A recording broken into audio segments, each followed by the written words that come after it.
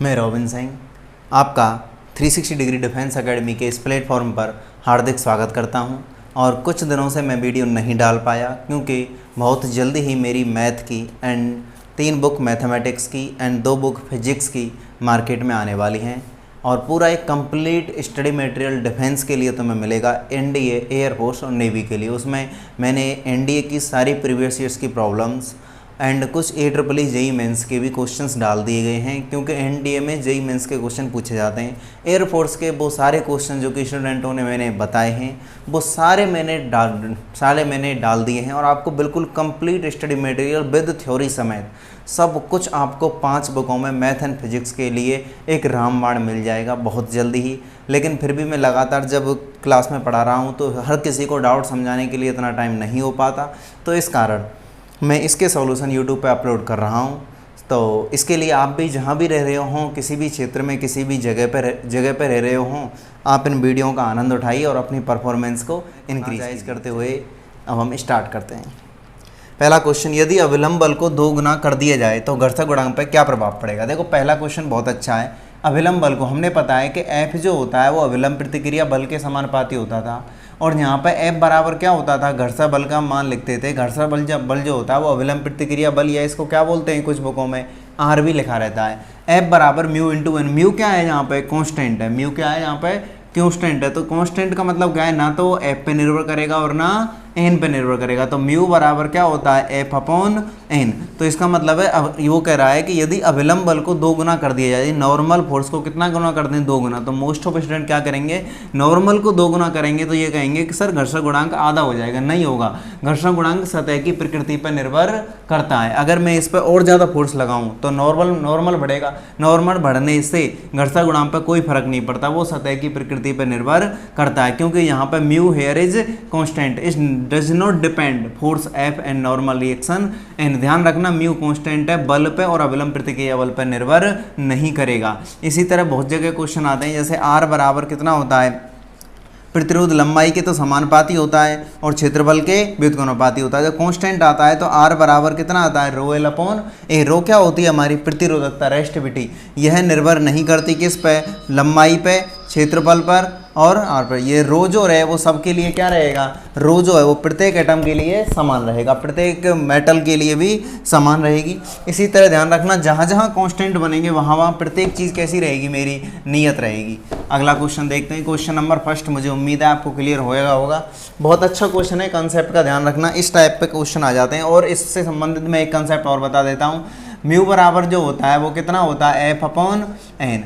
अब यहाँ पे म्यू बराबर F अपॉन एन है। F भी क्या है, बल, और एन भी क्या है, अविलंब प्रतिक्रिया। बल और बल का अनुपात है तो म्यू कैसी राशि है, कि विमाहीन राशि है।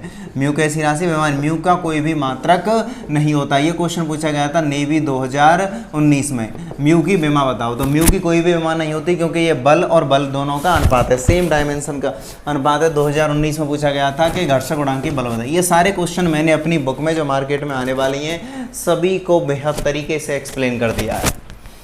हाँ, अगला क्वेश्चन है मेरा। W भार का एक पिंड खुरदरे क्षैतिज तल पर स्थित है, घर्षण कोण थीटा हो तो पिंड को तल पर चलाने के लिए आवश्यक न्यूनतम बल होगा। वो कह रहा है कि भाई W भार का एक पिंड है जो कि खुरदरे क्षैतिज तल पर है, यहाँ पे है, तो घर्षण गुणांक कितना है मेरा, म्यू। तो अगर मैं बात करने लगूँ इसको इस तरह भी बोल सकते हो कि घर्षण कोण जो है वो कितना है मेरा, थीटा। नॉर्मल तो ऊपर लगता है और घर्षण बल इधर लगता है पीछे की, और घर्षण कोण कितना है मेरा, थीटा है। तो वो कह रहा है कि आवश्यक न्यूनतम बल होगा। ध्यान रखना, घर्षण बल किसी भी पिंड को आगे खिसकाने के लिए, घर्षण बल की जो वैल्यू होती है वो कौन सी होती है, म्यू इंटू एन। हमें अगर किसी पिंड को आगे खिसकाना है तो हमें म्यू इंटू एन से अधिक बल लगाना ही होगा। मतलब जो F जो फोर्स है ना, इसका मान घर्षण बल F बराबर म्यू इंटू एन से अधिक ही होना चाहिए। कॉमन सी बात है भाई। अगर तुम घर्षण, जैसे यहाँ घर्षण है, इन सतह के और ब्लॉक के मध्य घर्षण है, घर्षण बल कितना होता है, म्यू इंटू एन। और यदि तुमको ब्लॉक को आगे खिसकाना है तो बल घर्षण बल से अधिक ही होना चाहिए। और आप जानते हैं कि म्यू बराबर कितना होता है, tan थीटा, और n बराबर कितना होता है, mg। वो इस ब्लॉक के लिए होता है लेकिन कंडीशन वही वाली बनती है इस तरह की भी, मतलब जस्ट इक्विलिब्रियम वाली कंडीशन। जैसे हम विराम कोण बोलते हैं, म्यू बराबर tan थीटा, तो mg को क्या बोलते हैं हम, w। तो मेरा जो आंसर आ जाएगा डायरेक्ट वो कौन सा आ जाएगा, w टेन थीटा। अगर आप इस मेथड से नहीं करोगे तो एक दूसरा मेथड है जो बिल्कुल इस ब्लॉक के कंडीशन पर करेंगे, लेकिन वो बहुत ज़्यादा लेंदी है। उसकी बजाय सबसे ईजीएस्ट मेथड एफ बराबर म्यू इंटू एन, म्यू किसके बराबर होता है, टेन थीटा के। इस कंडीशन से भी तुम देख सकते हो, ये कंडीशन अगर लग गई तो ये वाला तो ऑटोमेटिक वेरीफाई करेगा ही करेगा। तो एफ बराबर म्यू इंटू एन, म्यू का मान कितना आ गया मेरा टेन थीटा, म्यू बराबर क्या होता है टेन थीटा, जिसे हम बोलते हैं रिपोज्ड एंगल, विराम कोण। म्यू बराबर टेन थीटा, विराम कोण मतलब विराम कोण। अगर उससे थोड़ा भी आगे बल लगा दिया, थीटा बढ़ा दिया, तो ब्लॉक कहाँ पे जाने लगता है, नीचे की ओर। तो वही बात कर रहा है वो न्यूनतम बल mu M G ten theta, M G को बोलेंगे डब्लू, ये कितना हो जाएगा मेरा W ten theta. That is a easy problem. अगला क्वेश्चन है, हाँ अगला भी क्वेश्चन यही बात पूछ रहा है कि आवश्यक बल न्यूनतम कब होता है। तो आवश्यक बल न्यूनतम तब होता है भाई जैसे तुमने किसी बल पे लगाया, तो अगर तुम्हारा घर्षण कोण क्या होता है, एक तो तुमने किसी पिंड पे बल लगाया तो घर्षण बल कौन सा है, एफ, घर्षण बल एफ है, और अभिलंब प्रतिक्रिया बल क्या रखता है, एन, और दोनों के मध्य जो कोण होता है वो कौन सा होता है, थीटा, उसे हम क्या बोलते हैं, घर्षण कोण। यानी ये रिजल्टेंट फोर्स हो गया। मतलब जैसे तुमने एक पिंड को तुम एफ बल से कहाँ खींच रहे हो, आगे की ओर। एम द्रव्यमान के ब्लॉक को क्वेश्चन नंबर 4 की बात करने हूँ। क्वेश्चन नंबर 4 कौन सा है, एक भारी ब्लॉक को एफ बल लगाकर खुरदरे क्षैतिज तल पर घसीटा जाता है। घर्षण कोण कितना है, थीटा है, और तो बल एफ के लिए न्यूनतम मान ज्ञात करो। बल एफ के लिए इस तरह खींचा जाता है, और बल एफ की जो वैल्यू है वो वैल्यू कितनी है, अल्फा। तो ध्यान रखना यदि अल्फा बराबर थीटा है, यदि अल्फा बराबर थीटा है तो बल कैसा होगा मेरा, न्यूनतम होगा, बल न्यूनतम होगा अल्फा बराबर थीटा। इसके लिए भी नहीं, ये उसके लिए भी होता है। देखो भाई घर्षण कोण जो है ना, जनरली इसे हम बोलते हैं विराम कोण। इसी सरफेस के लिए नहीं लगता, बल्कि इस सरफेस में तो हम इसको डीपली पढ़ते हैं खूब। अगर मेरे पास एम द्रव्यमान का कोई ब्लॉक रखा हुआ है और इस तरह है, तो तुम विराम कोण किसको पढ़ते थे, विराम कोण तुम पढ़ते थे तो विराम कोण में लिखते थे आप म्यू बराबर टेन थीटा। ये कौन सा होता था, ये न्यूनतम कोण होता था। ये कौन सा कोण होता था, न्यूनतम कोण। या फिर फिसलने के लिए कौन सा कोण होता था, मैक्सिमम, अधिकतम वैल्यू होती थी। फिसलने के लिए कौन सी वैल्यू होती थी, मैक्सिमम वाली वैल्यू होती थी।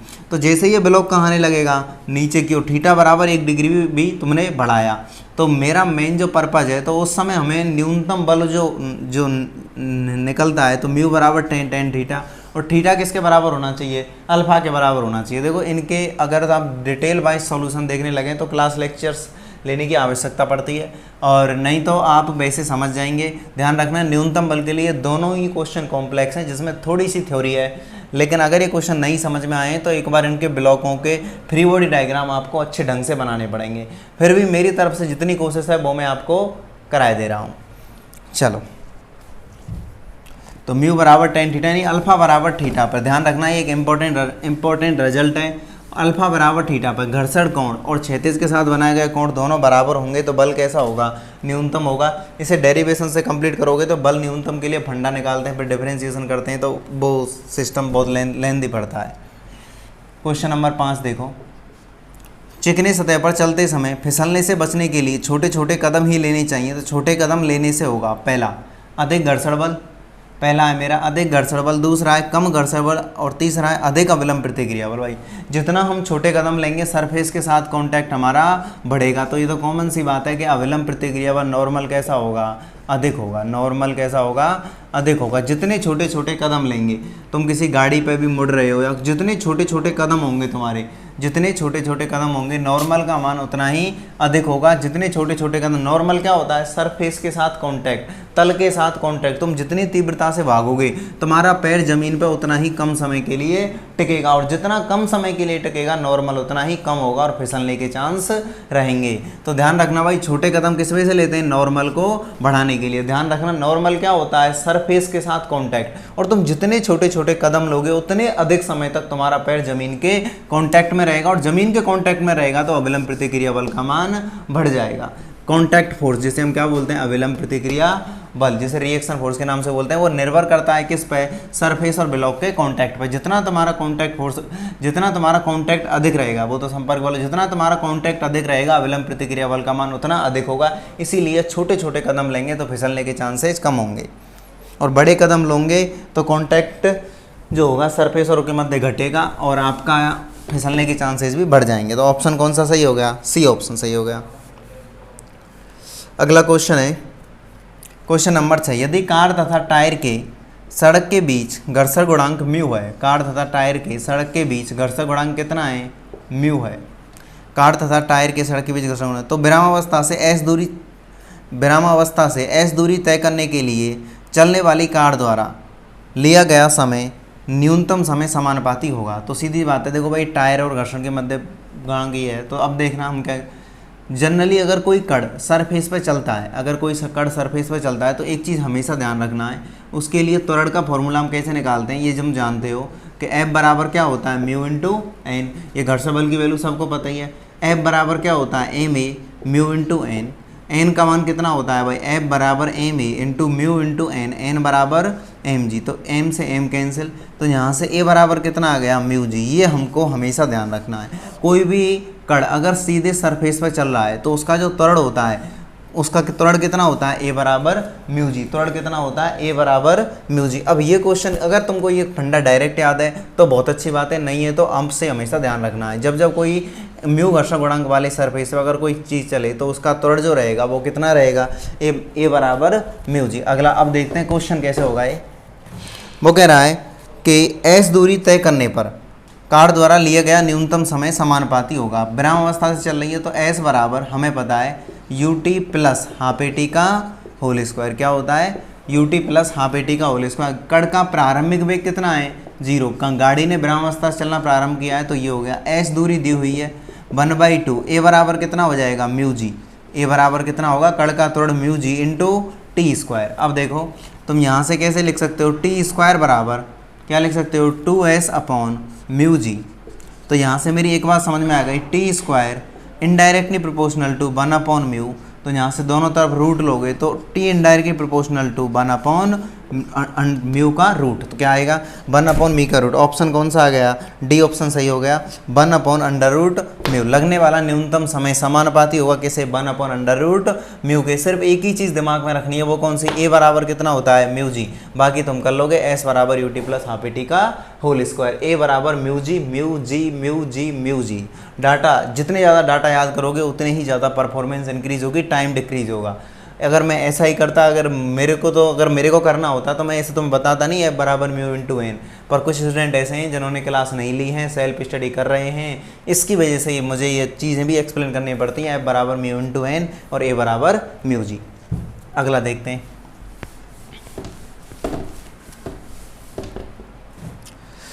अगला क्वेश्चन है क्वेश्चन नंबर 7। एक रस्सी मेज के किनारे पे पड़ी हुई है, उसका कुछ भाग मेज से लटका हुआ है। देखो भाई, एक रस्सी है मेज के किनारे पे पड़ी हुई है, उसका कुछ भाग मेज से लटका है। क्लास में हमने इसे डिटेल में सॉल्व कराया, लेकिन फिर भी आपके लिए एक बेहद शॉर्ट ट्रिक बता रहा हूँ। मेज तथा रस्सी के मध्य घर्षण गुणांक कितना है? म्यू है। मेज तथा रस्सी के मध्य घर्षण गुणांक म्यू है, तो रस्सी के बिना फिसले उसके लटके भाग की अधिकतम लंबाई होगी। वो कह रहा है भाई कि ये रस्सी है तो इनके मध्य घर्षण गुणांक म्यू है। तो रस्सी देखो भाई, एक चीज़ देखो सबसे पहले, तो रस्सी कहाँ जाएगी? नीचे की ओर जाने की टेंडेंसी, क्योंकि इस पर क्या लगेगा? ग्रेविटी। गुरुत्वाकर्षण बल रस्सी को कहाँ पे खींचेगा? नीचे की ओर खींचेगा। लेकिन इसे रोकने का काम कौन करेगा? घर्षण बल। कैसा काम करेगा? घर्षण। अगर ये सरफेस बिल्कुल चिकना होता, कैसा होता? पूर्णतः ये सरफेस चिकना होता तो तुम्हारा जो घर्षण बल होता है वो 0 हो जाता और रस्सी कैसी हो जाती? कहाँ जाती? सीधे नीचे ही। तो रोकने के लिए काम कौन कर रहा है? घर्षण बल काम कर रहा है, जिसका म्यू होता है। और लटके हुए भाग की जो लंबाई होती है ना, एल डैश, और रस्सी की टोटल लंबाई कितनी है मेरी? एल। तो लटके हुए भाग की लंबाई होती है, वो निर्भर करती है कि ये सरफेस कितना खुरदरा है। अगर ये सरफेस पूर्णतः चिकना होता तो लटके हुए भाग की लंबाई कितनी हो जाएगी? 0। तो लटके हुए भाग की लंबाई का डायरेक्ट फॉर्मूला एल डैश बराबर mu upon mu plus 1 into रस्सी की टोटल लंबाई एल। हमेशा ध्यान रखना है, तुमसे पूछे कि लटके हुए भाग की लंबाई कितनी होगी? लटके हुए भाग की लंबाई एल डैश बराबर mu upon mu plus 1 upon L. Mu का मान कितना दिया है क्वेश्चन में? 0.25। म्यू का मान 0.25 है तो एल डैश बराबर 0.25, 1 प्लस 0.25 कितना हो जाएगा? 1.25। और एल की जो वैल्यू है, एल की जो वैल्यू है वो तो हमें ज्ञात ही करनी नहीं है।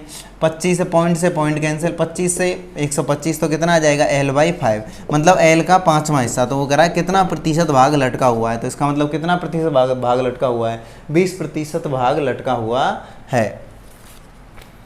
मेरा एक क्वेश्चन नंबर 8 है, घर्षण बल है। घर्षण बल कौन सा बल है? असंरक्षी बल है। घर्षण बल कौन सा बल है मेरा? असंरक्षी बल। घर्षण बल जो रहेगा वो कौन सा बल रहेगा मेरा? असंरक्षी बल होगा, क्योंकि जितने भी केंद्रीय बल होते हैं वो कौन से होते हैं? संरक्षी बल होते हैं। गुरुत्वाकर्षण बल मेरा संरक्षी बल है। वैद्युत बल भी मेरा कौन सा है? संरक्षी बल है। और यहाँ पे प्रत्यास्थ बल संरक्षी एवं असंरक्षी दोनों प्रकृति का है। गुरुत्वीय बल मेरा संरक्षी बल है। जितने भी जिनके मध्य की दूरी केंद्र से ली जाती है, गुरुत्वाकर्षण बल क्या होता है? m1, m2, इनके मध्य की दूरी कहाँ से ली जाती है? केंद्र से। तो m1, m2 तो मेरा ये होता है F बराबर Gm1 m2 अपॉन r²। तो ये संरक्षी बल होते हैं। लेकिन घर्षण बल कौन सा बल है? असंरक्षी बल है। अगला क्वेश्चन है, सीमांत घर्षण बल। सीमांत घर्षण बल खाली जगह के समानुपाती होता है।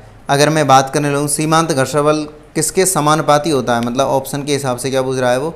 अच्छा, ये पूछ रहा है F बराबर, यानी F बराबर कितना होता है? म्यू इंटू F बराबर F प्रोपोर्शनल n। तो ये घर्षण बल ही होता है, किसके समानुपाती होता है? अविलंब प्रतिक्रिया बल के। ये तो पहले क्वेश्चन बताया था, अविलंब प्रतिक्रिया बल के समानुपाती होता है। सीमांत घर्षण बल और अविलंब प्रतिक्रिया बल का अनुपात कहलाता है F बराबर, अभी लिखा है F बराबर म्यू इंटू n। तो ये तो कौन सा हो गया? सीमांत घर्षण बल। और इसका अविलंब प्रतिक्रिया बल का जो अनुपात रहता है वो किसके बराबर होता है? म्यू के। F अपॉन n म्यू के। म्यू कैसी राशि है? एक विमाहीन राशि है। स्थैतिक घर्षण बल सदैव चरम घर्षण बल से, चरम घर्षण मतलब सीमांत घर्षण बल से हमेशा छोटा होता है।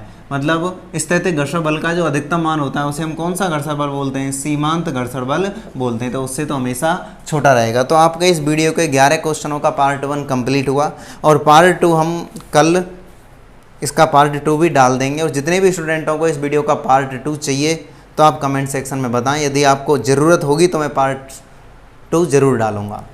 Thank you.